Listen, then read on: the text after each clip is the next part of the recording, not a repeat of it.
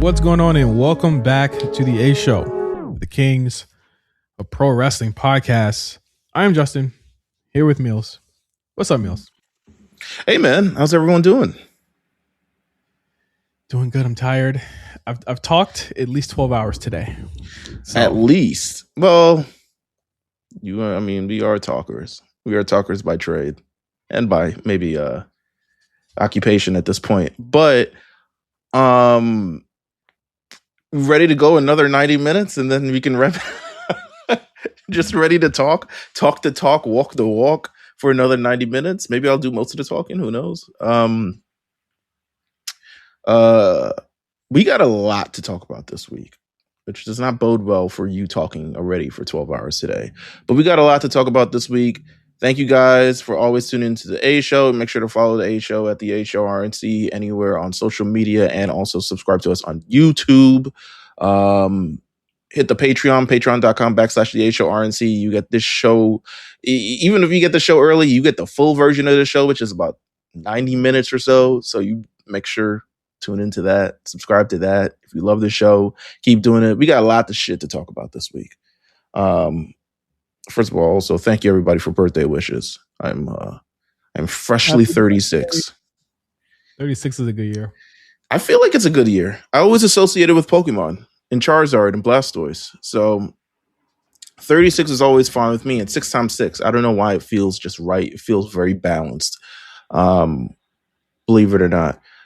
But we got a lot to talk about this week in the world of wrestling. So much. Where do we begin? Where do we start? I mean, I guess we have to go with like from the top. Something that's happened this week within the last 24 hours, really. It really speaks to a larger deal within, in my eyes, the sensitivity around the call-ups, right? Like it's all about the call-ups. It's all about how they're going to be treated, how they're going to be presented. I feel like I've never seen 3 people get scrutinized more than I've seen Trick and Oba and Javon get scrutinized over the past month. It's insane. I think. Why do you think that is?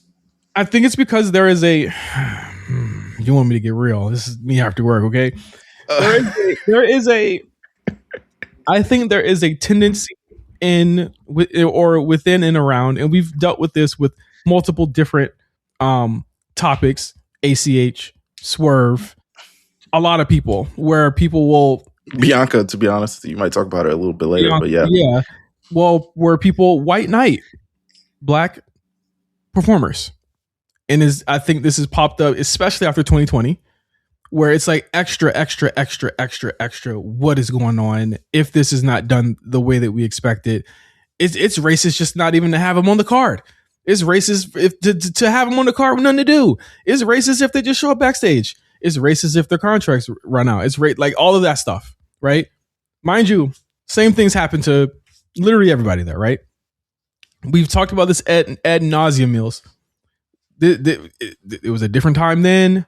I can see the improvements happening now, et cetera, et cetera. But with these 3, it's different every single week. What is Javon doing?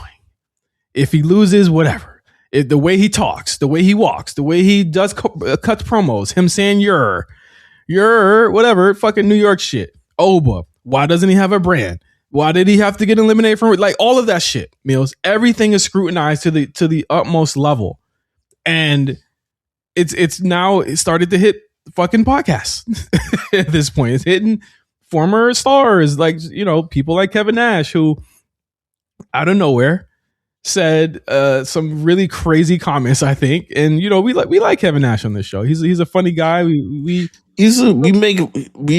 I mean, everything regarding his WCW run and stuff like that, like we like, you know what I'm saying? He gets the bag. He gets the bag. He's someone who like the mindset of like, this is the business. Like, yeah, this is the business as it is, and this is how it works. And he's very unapologetic about how these things work. And we know how, we think we know how these things work. We see how these things work, and he talks about them, right? He made and that's another thing that or another issue that is going to arise from this, is that people are going to be having uncomfortable conversations about black wrestlers and superstars when they don't really have to. When they're gonna say things that they don't really have to say. And Kevin Nash in particular said about Javon's I guess his the way that he's being presented, his presentation, so to speak, said he feels very Mr. Bojangles to me, and which caused, I'm pretty sure, a spike in the Google search for Mr. Bojangles. But it's like not okay to say about a black person. He's a tap dancing, fool. You know what I mean? Like it's not. And again, the black man who played Mr. Bojangles was not a Tom, but no, he wasn't. He was a. When you look at actually what he did, he was actually a pioneer for a lot. Pioneer, but the way that he was saying it was pejorative. It was he was putting him down. So like, I think Mr. Bojangles needs an apology as well, to be honest, because he's a pioneer. But he was saying it as if. Let me see if he's still with us. I don't think he is. He was like from like the 40s or 50s or some shit. But like, Javon is not shucking and jiving. And my thing is, what element do people feel as though Javon is not being fully himself? Because I look at the kid and I'm like, he's absolutely looking and talking and being himself. He was himself in NXT as well. There was another issue where people took offense to him saying "you're" and trying to say that it's the new Yeet. And I'm like, you guys just completely don't get it. You know what I'm saying? Like this is probably he's probably the one person that should be saying that shit. You know what I'm saying? Like it doesn't make any sense. So Kevin Nash says, I don't like the way he's presented. I want to be more aggressive, which in itself, Meelz, is a problem. To say I want the black man to be more aggressive. You already got a lot of different people. You got in the Bobby Lashley aggressive black dude. We ain't never had a black dude like this. You know what I'm saying? Like who's of the time, young, and he's allowed to talk like it. I think he wants like street. I think that's why I wrote in my post. I was like, I don't care how many Onyx albums you listen to, my nigga. Like rap, culturally wise, the black. I mean, we've said this a million times. The black experience is not a monolith, and WWE, especially, I'll give a lot of credit to the New Day, have decided, because a long time as a black wrestler, you were either this or you were that. Yeah. You're either good guy smiling, JYD, Booker T, all this other stuff, or you were angry, scary, dominating, and or you're Kamala. You know or you're Kamala, which is a lot of stereotypes. A lot of wrestling was regarding around stereotypes, and for a long time, at least for the last 12 years, we really broke the mold on that. We don't really have to do that. The black experience is. I feel like people don't even really know what to do with someone like a Javon, because on one end, he is absolutely Gen Z down to a T. But on the other end, it's like people don't really know how to react to it. And because they hate the company he signed to so much, they got to find a way to put him down. They got to find a way to say they're doing something wrong with him. This won't it. Kevin Nash's apology saying, well, no one said anything when I protect all the other black, or I say anything about all the other black stars or whatever. No, but he started it off with, let me explain Uncle Tom to you guys. I was like, my nigga, please. Like, what? You got some white ass nerve. Yeah. That's what you got to attempt to explain Uncle Tom to people who are outraged because we felt like what you said was offensive. I don't think he's a racist, but what he said was racist. Yeah. It just is what it is. And it's a blind spot that he does not necessarily want to fix, because he said, no sweat off my back. I'm still white. Yeah. I was just like, bruh.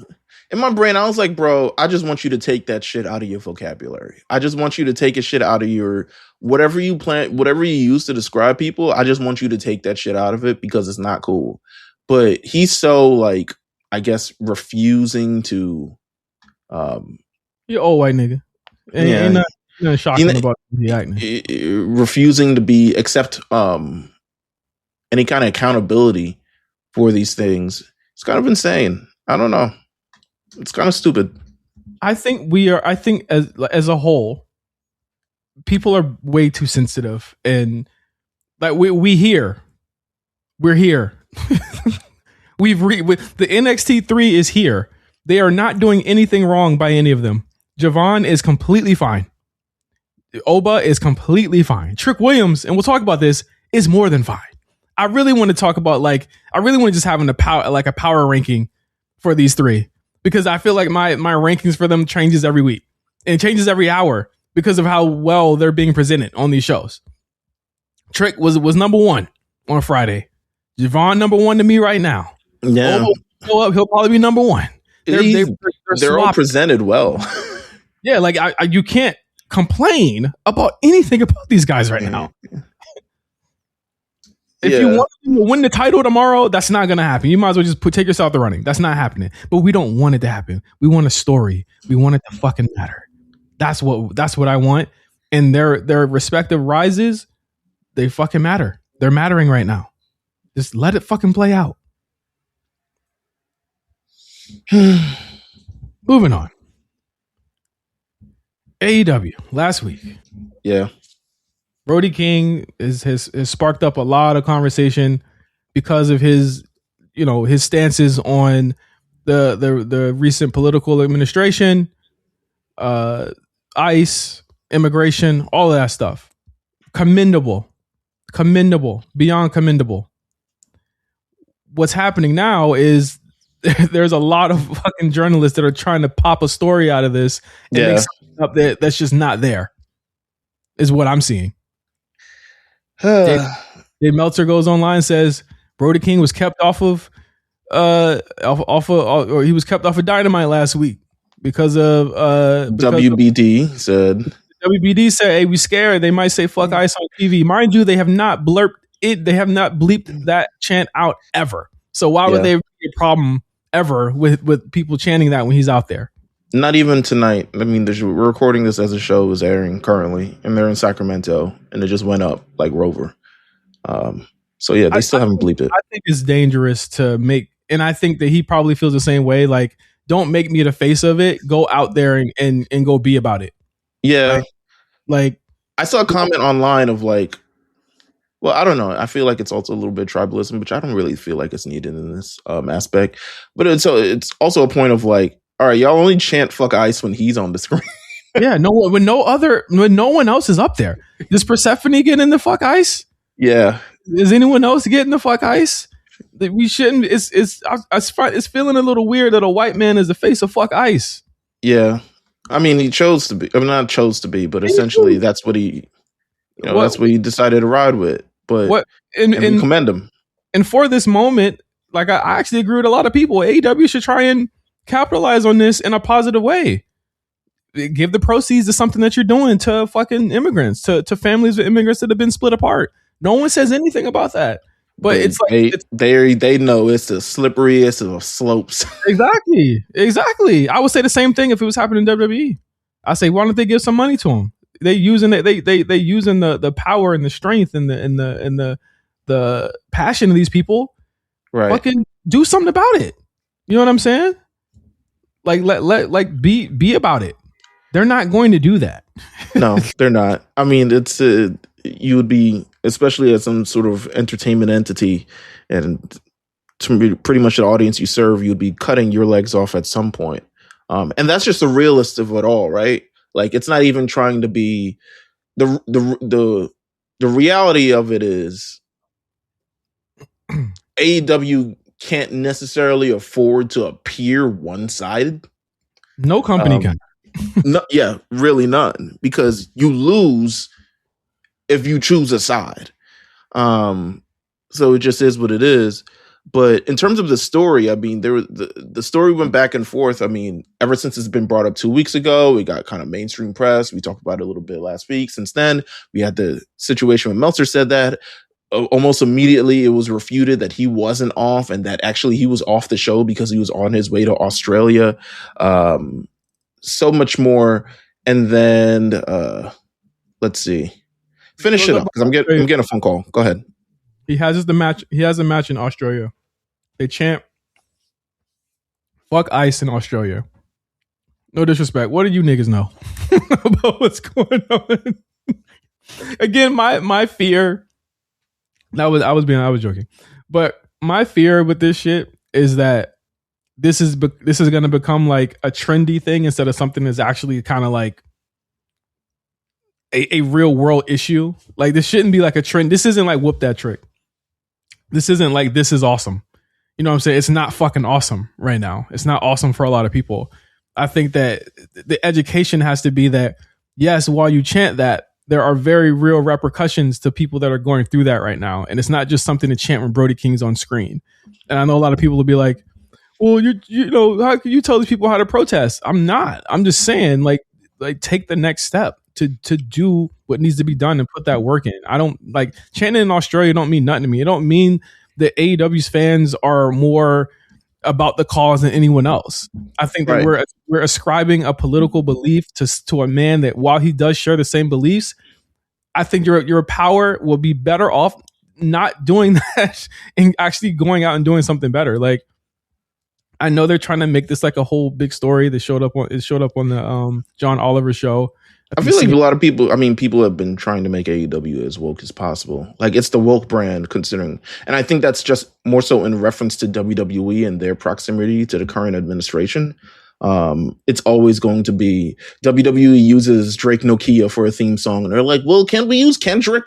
Not about us. Not like us. Not knowing how sync works. Like, yeah. It's just have no clue. But I feel like people have always necessarily been trying to do that. And the story, well, here's my thing. I mean, a lot of people have refuted it. I'm still trying to figure out. Someone told Meltzer this. Yeah, 100%. So I feel like where there's smoke, there's fire. Yeah. Because I do think, here's my thing. Here's my conspiracy. There's no way you said we putting this nigga on the flight to Australia early so he can beat the rush, so he can do what kind of he ain't do no press. I ain't see no Australian press. I ain't see anybody else there really like hanging out. Maybe MJF. That's all who I saw. But maybe they did send him out there early. Who knows? There's also a possibility nigga was just in the back. Chilling. There was mad people on that Dynamite that went to Australia too, right? Yeah. It's also possible AEW said, you know what? You might have to chill. Let's just, let's just hope and just let's see how things go, and then we'll, assess it on Saturday or something. I don't know. It's a very weird kind of like story at the end of the day because it's essentially was Brody King there? Was he not there? Was he kept off the show for Ice Chance? Was he not kept off the show for Ice Chance? Who fucking knows? But this is an interesting, slippery slope for AEW, and I'm interested to see kind of like how they deal with it. Because if you just chanting "fuck Ice" to just say "fuck Ice" and we're not really like doing anything about it, what are we really doing this for? Yeah, that's my whole point. It's like, okay, well, what's the next step? Yeah. AEW's not going to tell you though. Moving on. The other narrative this week, WWE reportedly called a meeting due to lower than expected ticket sales for WrestleMania. We talked about this at length last week as well, in terms of like how we ourselves expected ticket sales not to really be as robust as last year. Now, they still sold about 35,000 tickets for each night, which again, when they showed the tweet of all the tickets that have been sold, I was like, oh, and there's only one match announced. They're going to be fine. Yeah. And I think also Meltzer, I mean, he kind of reported this as well, because essentially they're like, oh, plans are up in the air. They're having meetings. They still haven't finalized the card. I mean, one of the examples up currently is the Jade Cargill program for the WWE Women's Championship. Still, opponent hasn't been decided. They're still deciding, do we want to go with Tiffany? Do they want to go with Charlotte? They haven't really decided yet. I mean, I think there's a valid reason for that, which is that they expected Bianca to be ready. And we'll talk about Bianca in a bit, but Bianca is not ready for WrestleMania. So now they have to kind of like figure out where they want to go from there. But to me, the idea that, to be honest with you, I don't know. These people haven't worked in real life for real things that have real stakes. I've sat in companies. I'm not even going to say the company, but if you want to do the math, you can do the math. I've sat in companies where they were like, yo, ticket sales aren't as crazy as they were this previous year. We're having this meeting about it and we're figuring out like, okay, this is standard, to be honest with you. And I'm pretty sure WWE, from the standpoint of like, okay, how can we, I mean, I'm sure they gave their workers tasks. It was like, yo, we need to be more of this. We need more. Do we need to do more press here? Do we need to order more of this? Do we need to do more of that? I'm sure all those meetings are kind of like being had. But I honestly, it's one match announced. Yeah. And the thing is like, they are allowed to kind of be a little bit more long tail, so to speak, in terms of what they're building for this show, because they don't have like a John Cena thing wedged in it this year. They have a bunch of moving parts. There's no, but also like, WrestleMania sells itself. Let's just be clear. But like, I've enjoyed the path. I just don't think we should know that if they're having this quote unquote issue. If they're having this issue, I'm gonna be real. It's a good issue to have. You know why? Because that means we got a lot of talent. We got a lot of people we can ship in and out. We got a lot of things we could do. We got a lot of directions we could take with story. That's up to them to create the most compelling path. I haven't necessarily seen something thus far, to me, that hasn't been at the very least intriguing going into this April. Everything has had a purpose this year. I'm looking at this like, you mean to tell me y'all think this year is worse than fucking last year? Be fucking for real. To me, the creative has been stepped up. It's been a little bit more focused this year for sure. I mean, everyone is doing, and then there was another report. There was another report of like, someone called the directive of SmackDown, we need everyone on the show. And it's like, okay. Good. That's a good problem. Again, that's a good problem to have. Get everyone on the fucking show. Like, what is the, why are we worried about that? Yeah. Why are y'all worried about that? I think ticket sales I would understand. To me, ticket sales at this point, considering how hot WWE is on a weekly basis, I mean, they still sell anywhere over 9,000 to 10,000 on average tickets, maybe even higher than that on a weekly basis. So I'm not really worried about that. To be honest with you, I would be more worried. AEW has, I feel like, more to lose if niggas is not coming to the show. Because WWE still has brand deals. WWE still is experienced. WWE can still kind of get in where they fit in. If shit started to slip, they turning it up. Yeah. They call in all the favors. And the AEW can't do that. Yeah, they're calling in, oh shit, we looking bad, we gotta call Dwayne. Yeah. I was looking at it, they're doing another European tour in the spring. They just announced that. Well, it's just quick news when we get to it. But they're doing another European tour in the spring. And I just saw Trish Stratus tweet like, man, I could shake the rust off. That means more than likely, I mean, it's not confirmed, so I'm just using the speculative. She might be on that tour. Yeah. And that's fantastic. But they can do that.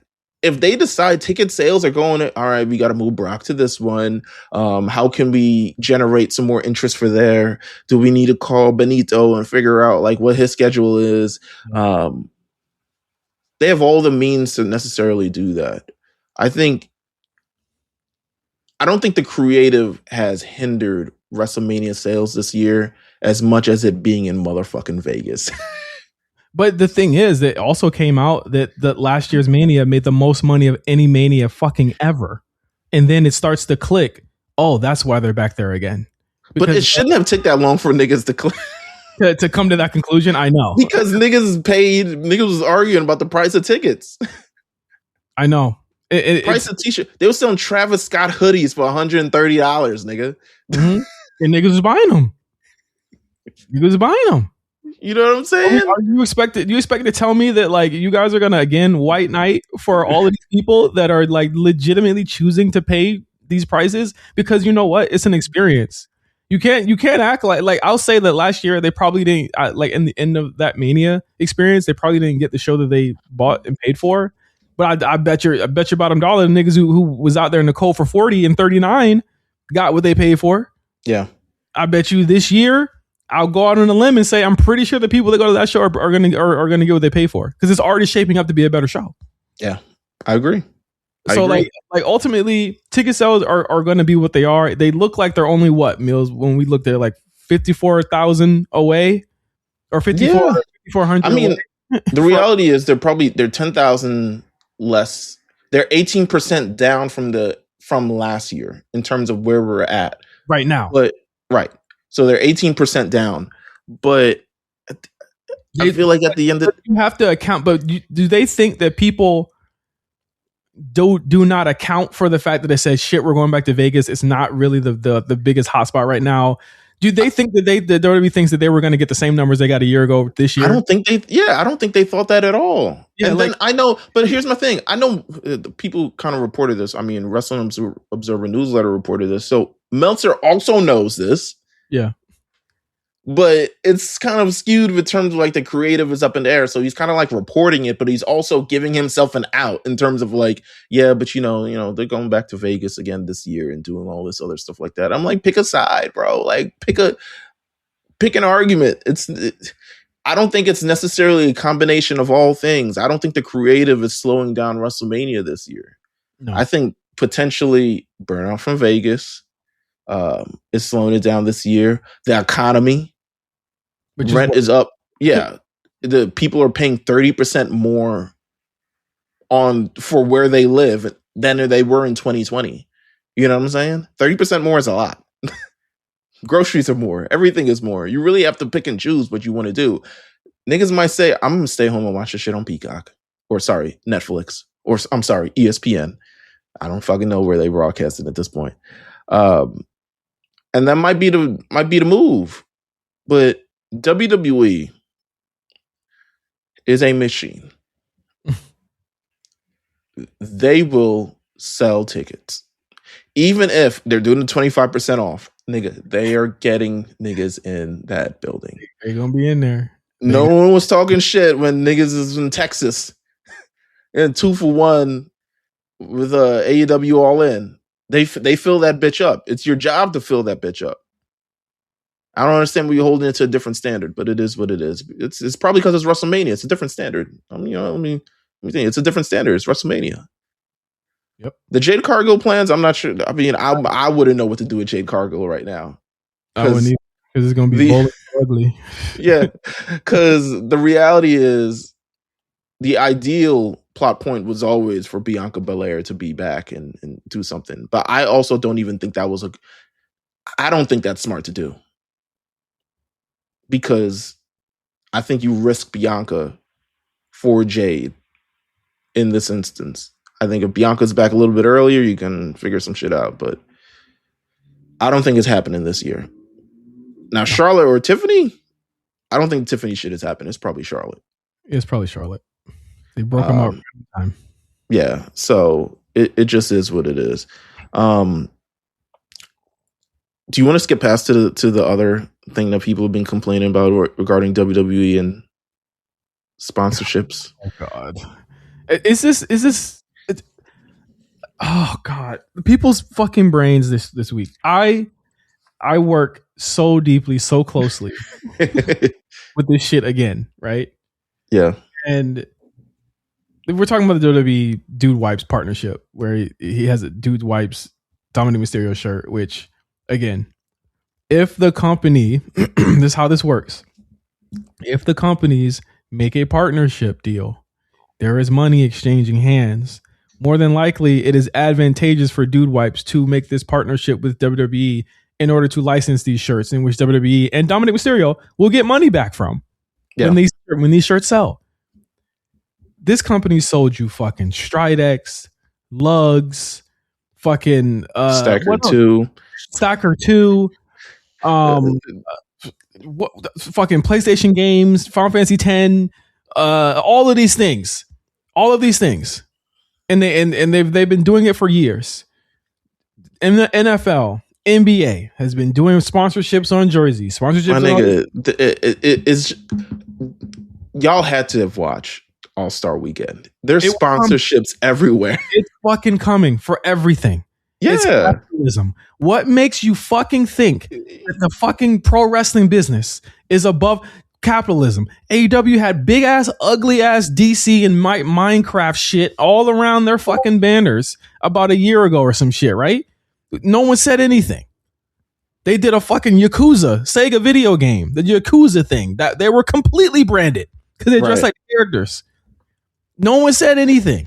Dom can't get a Dude Wipe shirt. They can't get a Dude Wipes fucking thing. Y'all got over the Slim Jim tables. No one even talks about that anymore.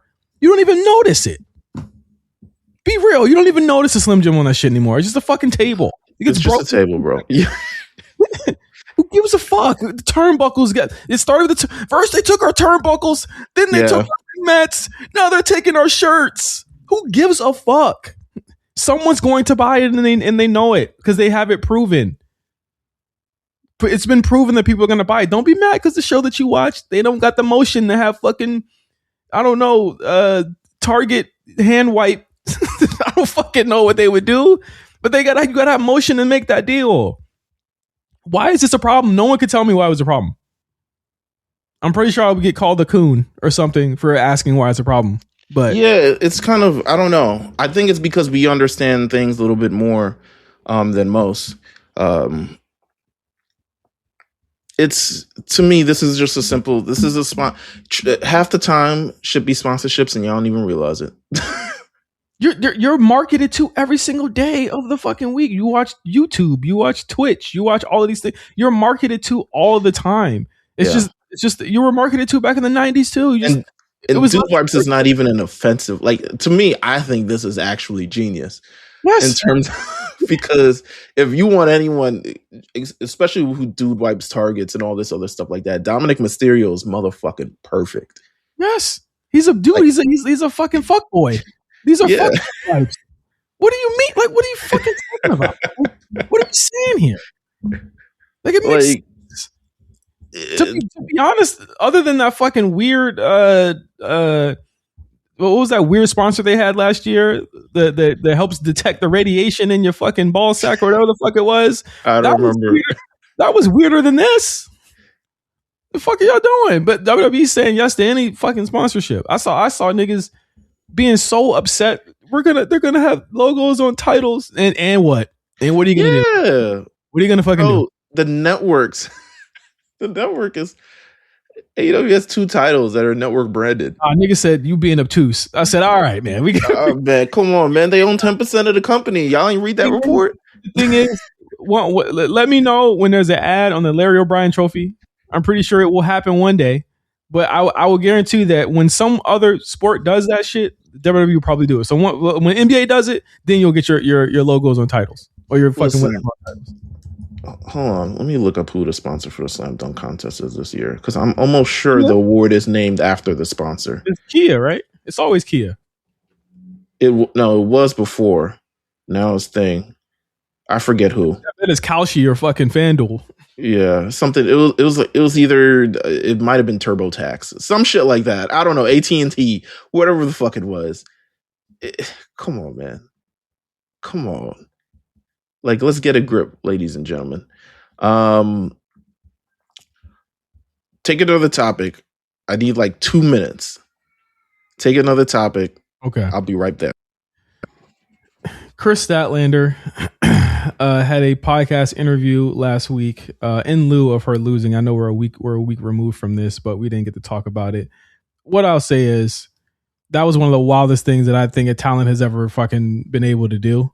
I think it's crazy for her to be able to talk about the direction of her character that has been written and how it's been written, and then for her to be emotional about it and then still have her lose. Well, I'm pretty sure it was already planned to happen for her to lose anyway, but then for her to lose right after that is just a snapshot of a lot of the things that I feel like are problems with AEW booking, especially within the women's division, where if you're not Tony or Mercedes, you really don't get a lot of time to do what you need to do. So like their other champions end up being very toothless and rudderless when they do get the title, because there's no, or unless you're like the top 3, women. And I think at some point, right, it would have been, or maybe top 4, it would have been Mariah May, Toni Storm, Mercedes, and Britt, right? That core is gone. So now you just have those 2, but now you're left with the other women who haven't really been as developed as that. And to their credit, like they've been building up Megan Bain and all these other people, but it's still very much not where it should be. And Chris seemed to be like the next one that was going to break through that ceiling, and it did not happen with their title reign, and it ended at like 100 and something days, 200 something days, maybe. I don't really know how many days it was, but it's a shame. It's a shame, and who knows what she'll do now? Probably turn heel. That's what they always do. AEW reveals their date for Double or Nothing. It'll be Sunday, May 24th at Louis Armstrong. Is it Louis? I don't fucking know. Stadium. How big? How many seats does this sit? I think it's in New York, but I mean, literally a couple of moments right after that, or was it right before that?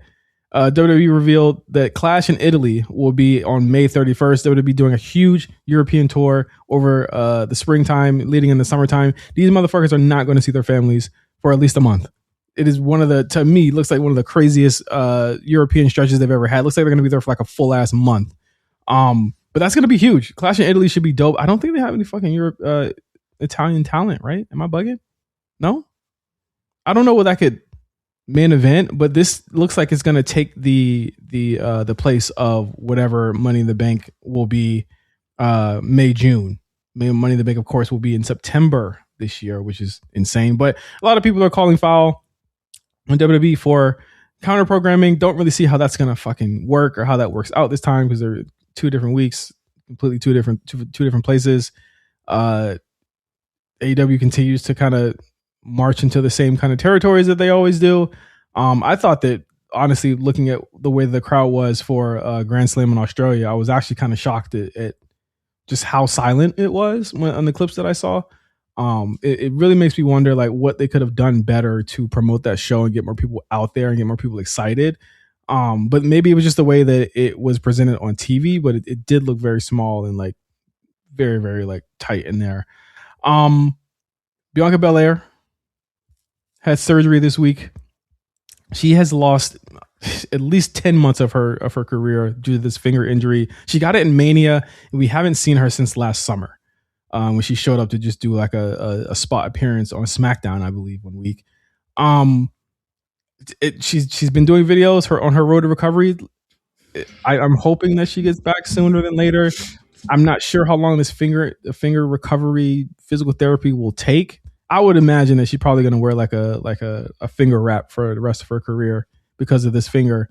But I'm glad that we've got some movement on it. I mean, I think even in our chat we kind of talk back and forth about it all day.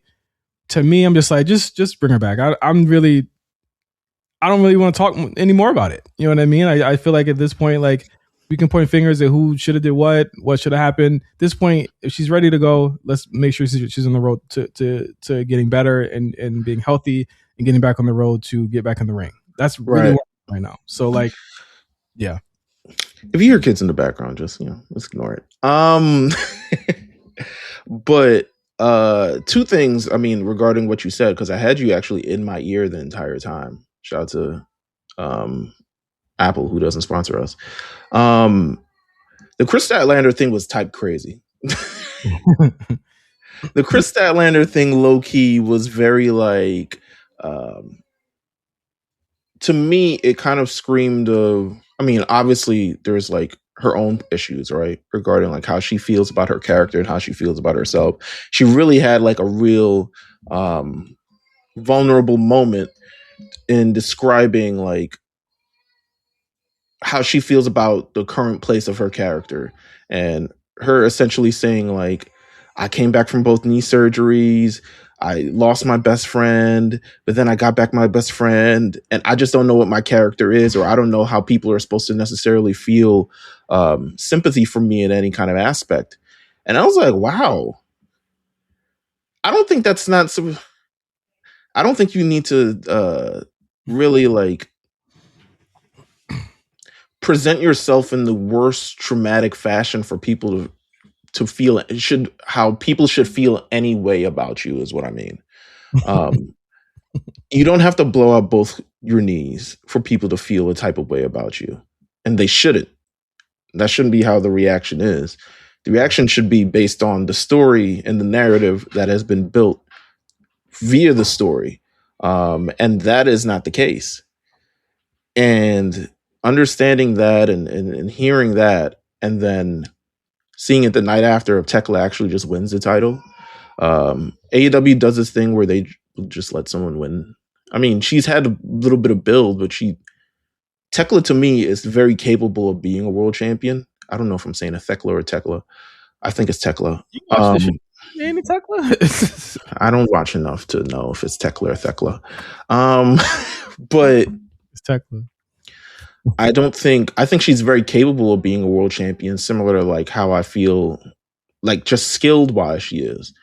But in terms of like connection with the crowd and people should hate her, I don't know if she's necessarily there yet, nor do I feel like Chris Statlander, who had been someone who has been there from the beginning and has had this road back and all this narrative, was given enough runway to actually build sympathy and a connection with an audience as a champion. And I don't know, it's kind of to me, I see a lot of people, just for as much as people will complain, like people go online and say WWE kills your passion for wrestling. It's not just WWE. I mean, I also see a lot of ladies on the timeline. I see Deonna Purrazzo will go on a week-to-week basis and say, like, I just want to wrestle, bro. Like, I just want to do something.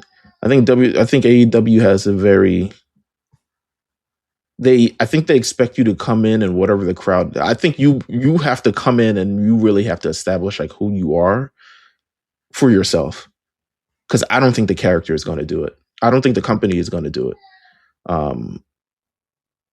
So it's kind of weird. I mean, I think Willow is as popular as she is in AEW, and it's not because of AEW. You had the TBS title. You gotta really be locked into AEW to know who be holding the titles, bro. You know that? Yeah.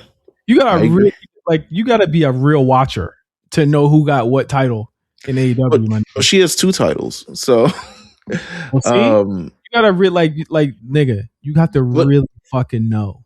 But I don't think her success is Willow's connection with the crowd is not built off of AEW's narrative and how they've managed to create a character and built up from these circumstances or anything. It's just built from people thinking that she's pretty and like your girl next door or weirdo neighbor, who does things. So it's just interesting to see how it is. Chris, come on down to WWE. You really want her there, huh? I do. I think she's not only is she capable in the ring, but I do think she needs a development in a way. I don't think she's a good or convincing talker as a wrestler. I've seen her. Yeah, I've seen her promos. I'm like, bro, you sound like a nerd. Like, it just is what it is. And she is. But I think there are certain situations where the development in WWE can make you better. And they take time with that stuff. I saw another comment online recently. Meltzer said they really lucked in with Obafemi because he's actually good. And usually these big guys they put together are not. And I'm like, I don't know how much you can think it to luck if you recruited this person, taught them how to wrestle, built their character. Taking the onus completely away from WWE as to why Oba is good is crazy, because I don't think he would agree in the slightest that he could be where he was without his coaches and his mentors there. Yeah, it's kind of insane.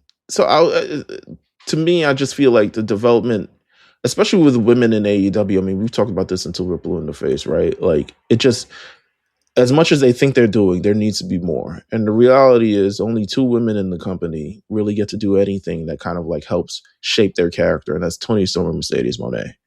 It used to be Britt Baker, but Britt isn't around. And who knows when she'll come back. But we'll see.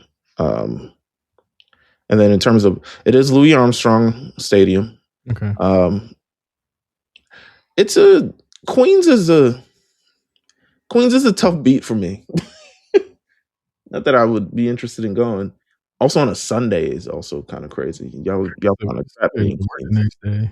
Crazy. But it's more so like MTA on a Sunday. It's a Saturday. You might be able to like get something off. Sunday, I mean, the following day is Memorial Day, but then also that means that holiday schedule is on for the MTA, and then also traffic holiday schedule is also there. So it'll be interesting how people actually get out of there.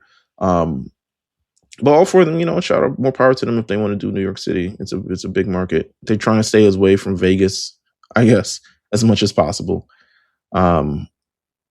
It's not their city no more. Just like Chicago, no. Their city no more. Is that Punk? Chicago really they'll take a trip back to Chicago, boy. Elimination Chamber in a week and a half. We almost there. You did Bianca Belair. Yeah. Shout out to Bianca. We hope that she'll be back soon. Did we do Chris Jericho? No, I didn't. If that nigga comes, if he shows up, he shows up. I'm just I mean, what's in the box? What do you think will be in the box? The thing is, I'm not listening to none of this. I'm not listening to none of this back and forth. Okay, because if I know Chris Jericho, if he is gone and if he's going to do it, we're not going to know when he shows up. Okay, that's just, it's been that way. Other than like 09, which I think was that like I feel like that was like a late reveal, like a late spoiler that people knew that he was coming back. But like, I'm trying to put myself back. I think people knew, but not when. Not when. I mean, people knew from the code shit. Yeah, because it took a while. Shit, but it wasn't. Remember, it wasn't connected to the Olympic runner guy. No, because remember, the Olympic runner guy was where it happened. But the code shit, it said the date, but we didn't know like what the fuck was happening. And they started the Olympic runner shit before that. So it was two kind of viral storylines going into one. Yeah. One, we knew it was him, but two, we didn't know when. So well, like I was on forums back then. And I specifically remember week by week, piece by piece, people would put this together. And after some point, people just figured out it was Jericho. Yeah. It was like something like the second coming or some shit like that. Yeah. Right. So like, but we didn't know what day he was going to show up. So when the Olympic, we just thought it was some silly shit. And when Randy Orton was doing our promo and Jericho came out, that's when it happened. But that's my whole point. It's just like, I'm not believing the frozen contract shit. Yeah. I was like, can you freeze contracts for time off? Like, I don't believe any of that stuff. I'm like, if he was going to be back on TV, he like Tony, you think he would not be in one of these storylines right now? If Tony could use him and was available to use him? The nigga hasn't shown up in like nothing for the past couple months, and he's been getting slimmer and slimmer. When you're at AEW, I'm gonna be real, you don't fucking lose weight and get better. You don't get a better physique at AEW. You just get worse. Yeah, it's a tough beat. You got to pay for your own gym, and I'm not even fully convinced he's in the box, but I'm pretty sure that whatever they're planning on doing with him is in counter to the box or perpendicular to it, where he'll somehow debut somewhere in that. It's just it's just the question of Meelz, who will he debut against? I don't think it'll be somebody new, but it'll be. I think it'll be interesting. Whatever it is, I think that the temperature on Jericho for a lot of people is like soured based on just so many things over the past couple of years to a point where, like, as it should be. But I think that like even within me and you, it's like, yeah, we recognize and realize it is a hashtag big deal, right? That this happens, but we're kind of removed from the excitement for Chris Jericho because of what he's been doing for the past 6 years, 7, 8 years, right? So yeah, just bring him on. Let's see. Apparently, Swerve turned heel tonight on the show. That's all. That's the only. Listen, it's the only flow they know. Red Rose, White Ceiling. It's the only flow that they know is heel turns. That's all they know. He choked out Kenny Omega with a chain. Uh-huh. And yeah, that's how Dynamite ended. You either run the slant or we run back to the ghetto. That's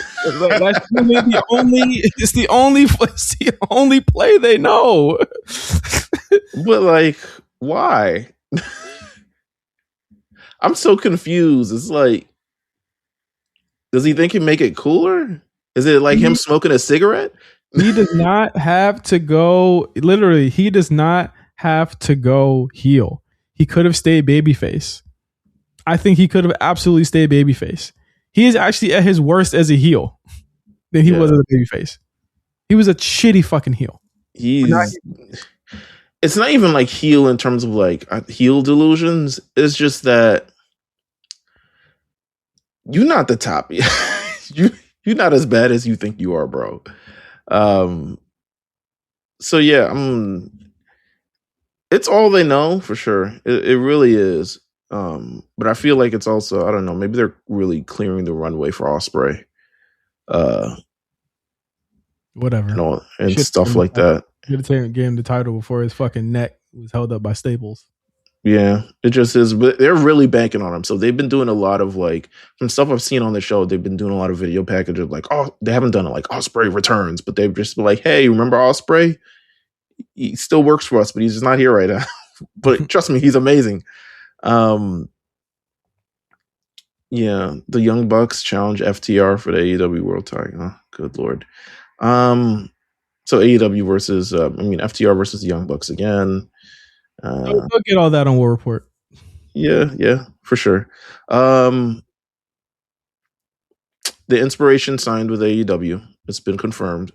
They debuted at a House Rules show over the weekend, not the Grand Slam show that actually got actual viewers, but the house show the following night where niggas barely showed up. They debuted then. It doesn't seem like they were on the show tonight. From anything that I've seen, people were very concerned.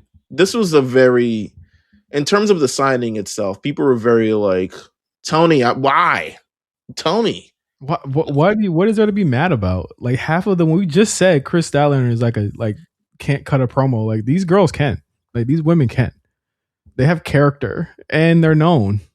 It's actually a smart booking for them because they can take bumps and job well and get over. Harley Cameron should probably be with them. Yeah. In a team because she's probably better used with the three of them. Yeah, I agree. There are not enough Miz adjacent Chelsea Green adjacent type women on the show.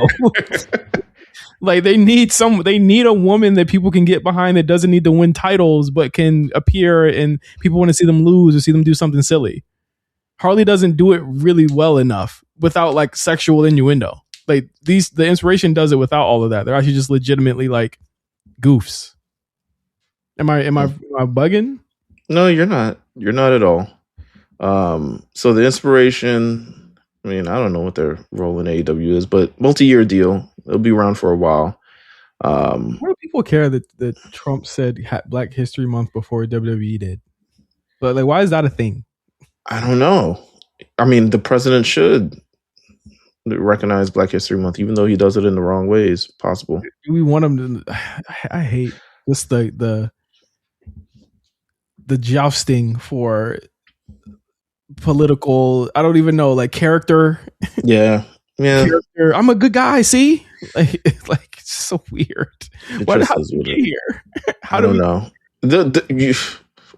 Bad November is how we got here. And then Private Party also returned to AEW. I'm assuming they out when the shit is up. Yeah.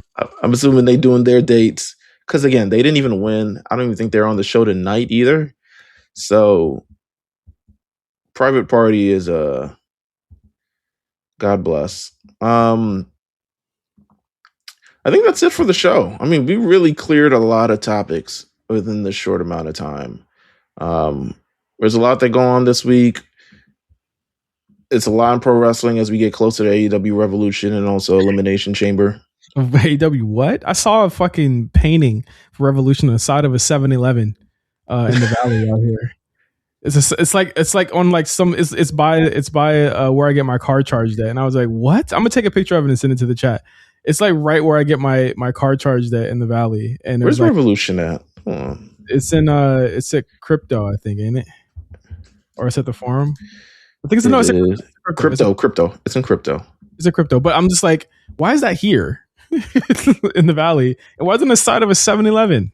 It's like painted. It's like weird. Must have got a deal.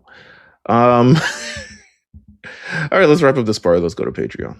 Yeah, we're gonna go to Patreon. Thank you guys for listening. Next week is Elimination Chamber. It is. Yeah, so we'll be doing a free show for everyone.